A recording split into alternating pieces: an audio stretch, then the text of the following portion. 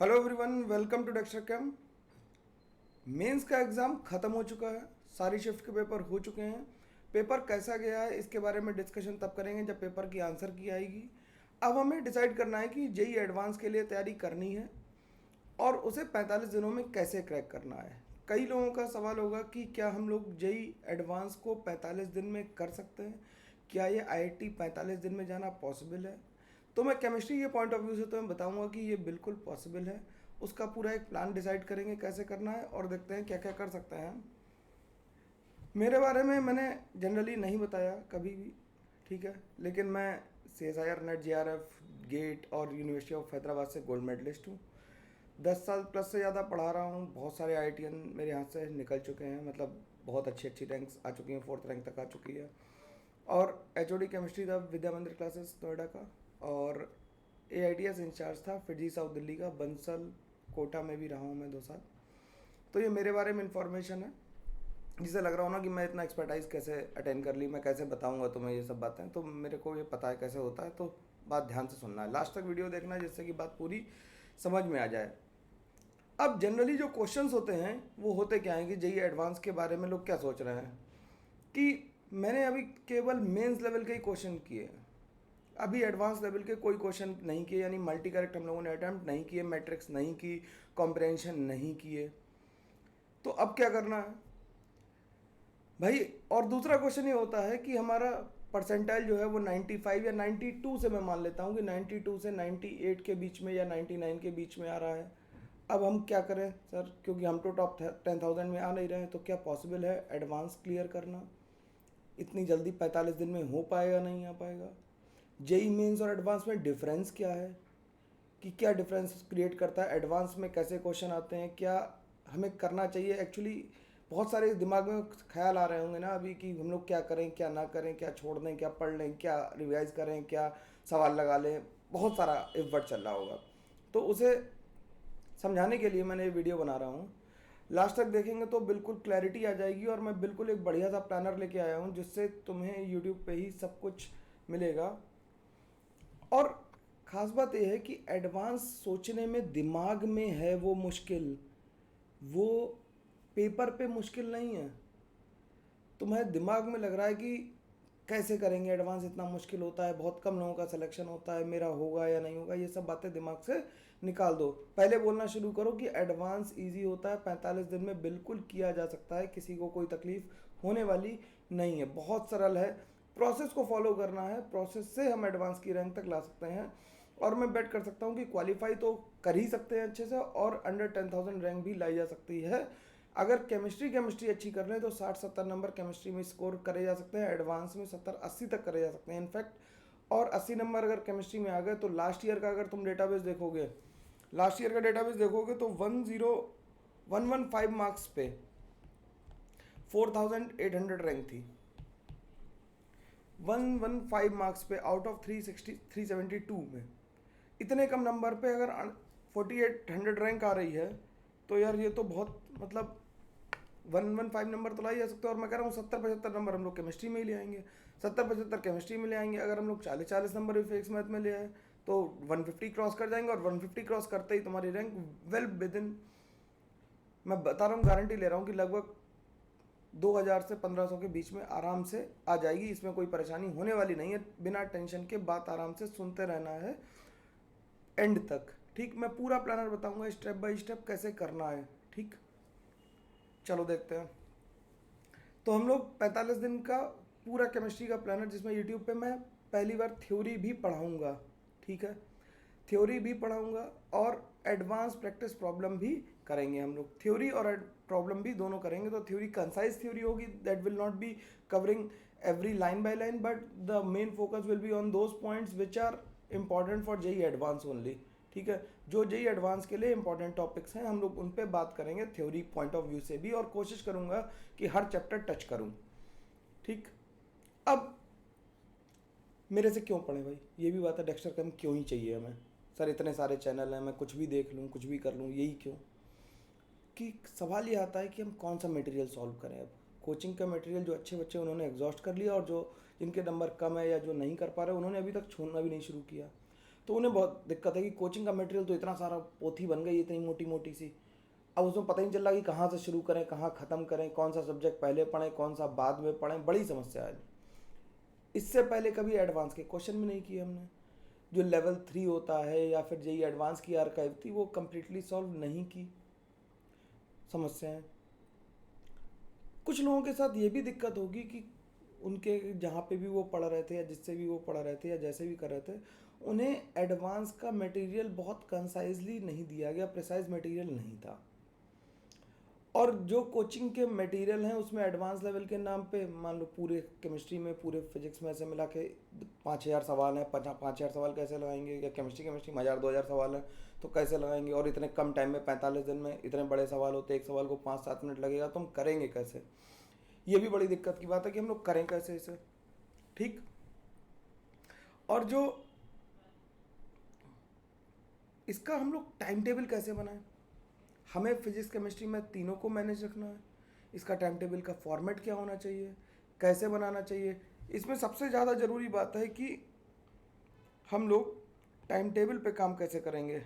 ये बड़ी इंपॉर्टेंट बात है भाई, कि टाइम टेबल अगर हमारा नहीं ठीक हुआ तो दिक्कत हो जाएगी हमें।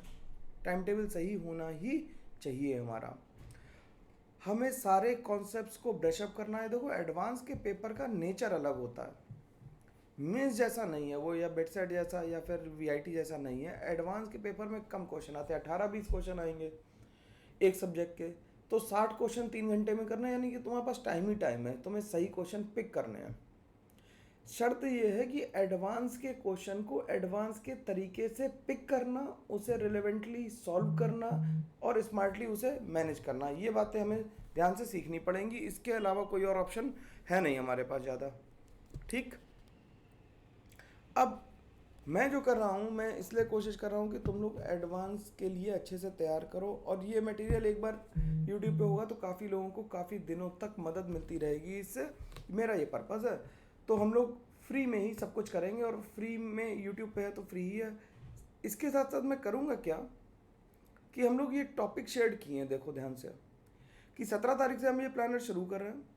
17 तारीख को हम लोग केमिकल बॉन्डिंग करेंगे, फिर उसके बाद उसके चैप्टर वाइज मतलब जो केमिकल बॉन्डिंग के क्वेश्चंस होंगे PYQs 2010 से 2022 तक के, मैं वो सॉल्व करूंगा।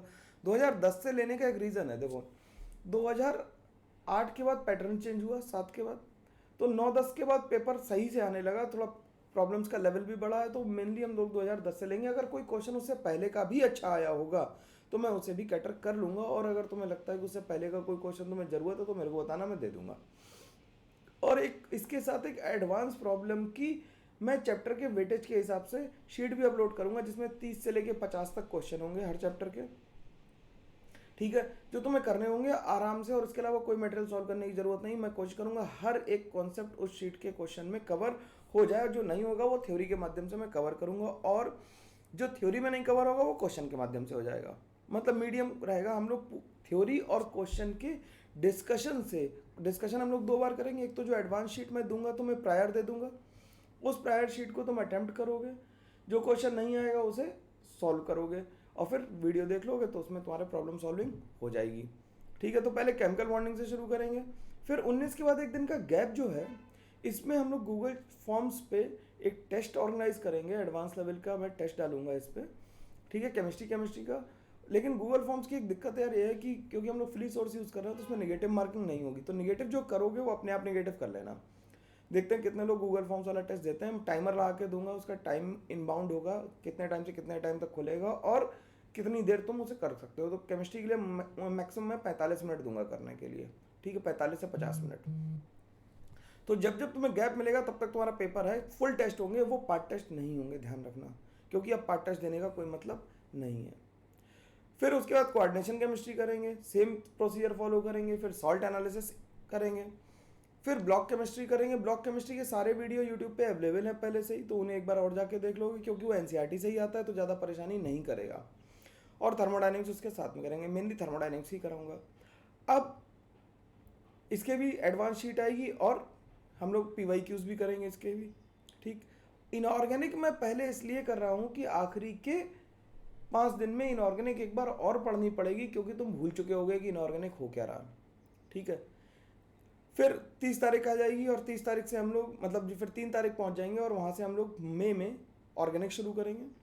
जीओसी आइसोमरिज्म पे एक बढ़िया सा लंबा लेक्चर होंगे। अच्छा, जो थ्योरी वाले लेक्चर होंगे यार वो थोड़े बड़े होंगे, मतलब ऐसा नहीं होगा कि वो मतलब मैं बता दूंगी 15 मिनट में पूरी केमिकल बॉन्डिंग करा देंगे या 15 मिनट में हम लोग कोऑर्डिनेशन। वो बड़े होंगे लेक्चर, मतलब 1.5-2 घंटे के होंगे, जिससे वो पूरा कॉन्सेप्ट ब्रशअप हो जाए। मैं तुम्हें सिखाने पे काम कर रहा हूँ, ना कि जल्दी कराने पे। देखो, एडवांस जल्दी का खेल है नहीं, एडवांस सीखने का खेल है। नई प्रॉब्लम को सॉल्व कैसे करते हैं, क्रिटिकल थिंकिंग का खेल है सारा। जीओसी आइसोमरिज्म करेंगे, फिर हाइड्रोकार्बन अल्कोहल ईथर फिनॉल करेंगे। ठीक, जहाँ से ज़्यादा चैप्टर से क्वेश्चन आएंगे उन पे थोड़ा ज़्यादा वेट देंगे। जैसे हमने एल्डिहाइड कीटोन्स और नेम रिएक्शन को एक अलग टॉपिक बना लिया है, इसमें कोई चैप्टर क्लब नहीं किया, क्योंकि जो लेंदी क्वेश्चन आ रहे हैं वो इसी से आ रहे हैं, तो इसे हम लोग अलग से करेंगे। ठीक, अब उसके बाद कार्बोक्सिलिक एसिड, एमीन्स और ऑर्गेनिक की बाकी रिएक्शंस, फिर लास्ट में फिजिकल करेंगे स्टोइशियोमेट्री, रेडॉक्स रिएक्शन और लिक्विड सोल्यूशन।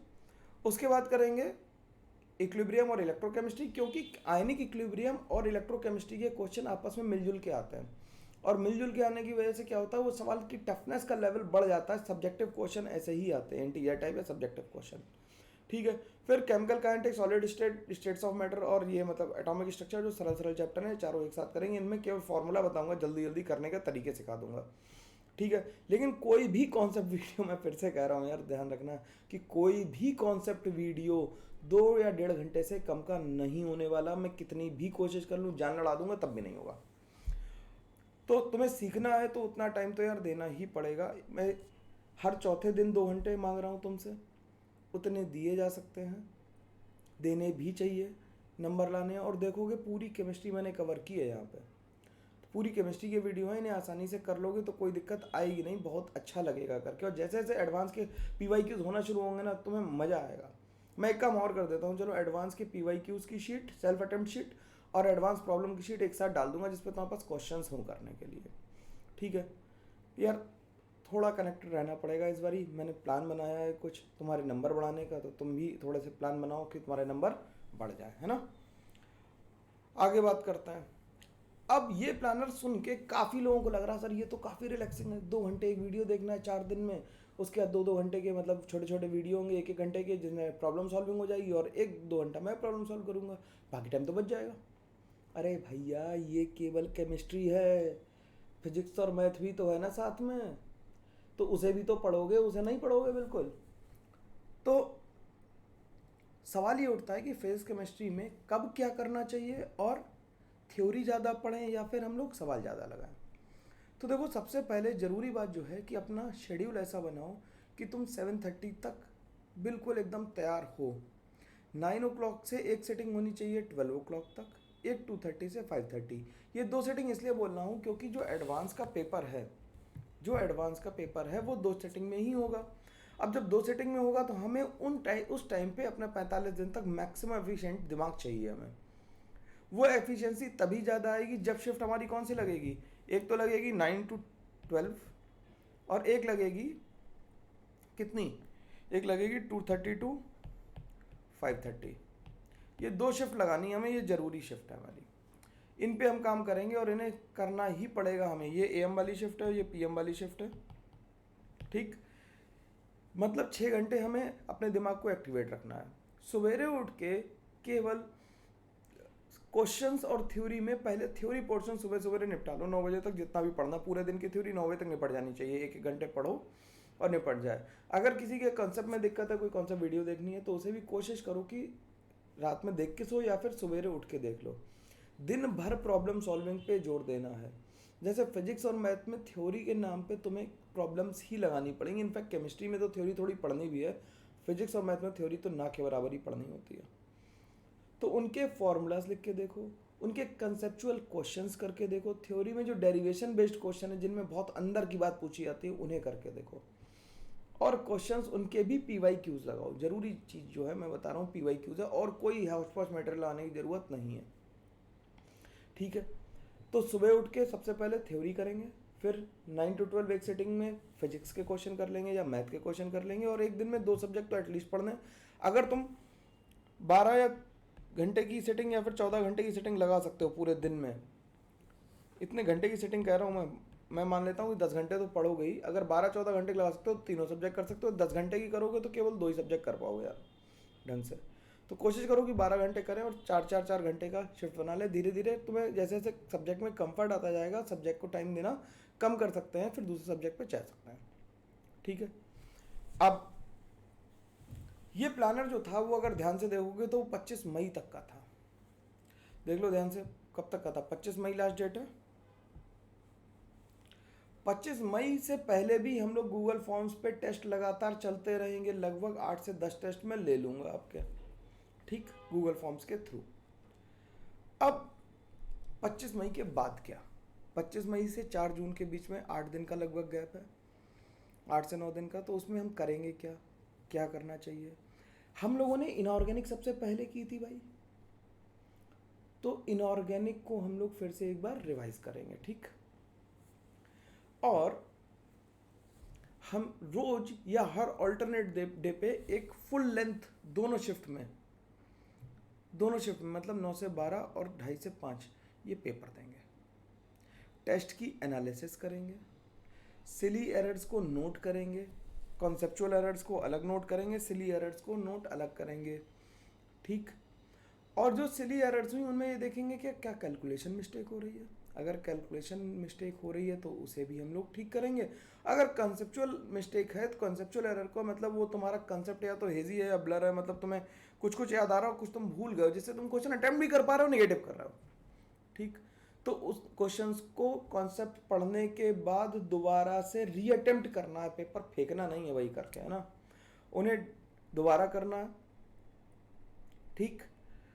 अब जो टॉपिक तुम्हें लग रहा है कि बहुत ही ज़्यादा एक बार और रिवाइज करना है, उसे एडवांस शीट या PYQs में जो तुमने जिनमें तुम्हारे क्वेश्चन जो गलत हुए तुमने सर्किल कर रखे होंगे कि मान लो ये सवाल गलत हुआ ऐसे सर्किल कर दिया, ये गलत हुआ ऐसे सर्किल कर लिया, तो उन क्वेश्चंस को दोबारा से एक बार करके देख लेंगे, सारे फॉर्मूले पढ़ेंगे। और 2 जून के बाद हम लोग कुछ पढ़ने की नहीं सोचेंगे बिल्कुल भी।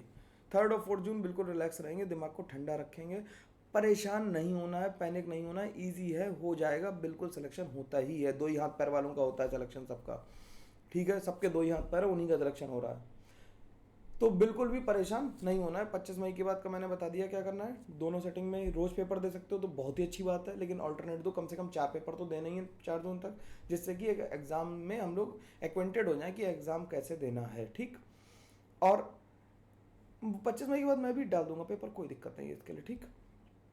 अब हम लोग सारी बातें कर चुके हैं, हम लोगों को IIT में सीट मिल जाएगी ऐसा मेरा स्ट्रॉन्ग कन्विक्शन है।